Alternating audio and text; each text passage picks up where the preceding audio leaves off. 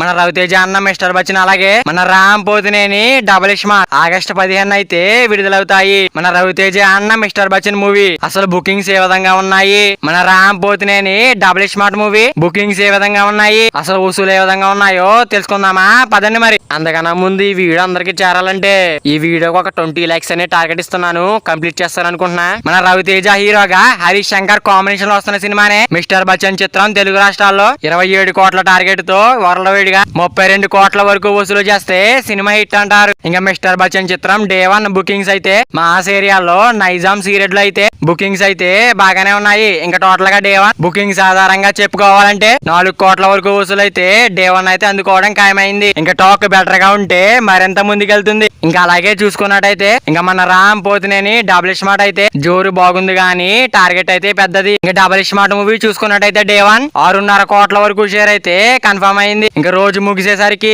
లెక్క మరింత పెరిగే అవకాశం ఉంది. ఇంకా 50 కోట్లు వస్తే సినిమా హిట్ అయిపోతుంది. మరి రవితేజ మిస్టర్ బచ్చన్ అలాగే రామ్ పోతినేని డబుల్ స్మార్ట్ ఈ 2 సినిమాల్లో ఏ సినిమా గురించి ఎక్కువగా వెయిట్ చేస్తున్నారో కింద కామెంట్ చేయండి guys. మరి వీడియో అందరూ చేరాలంటే వీడియో ఒక లైక్ చేసుకుని అలాగే ఛానల్ ని సబ్స్క్రైబ్ చేసుకుని పక్కన బెల్ ఐకాన్ ఆన్ లో పెట్టుకోండి. Thank you for watching guys.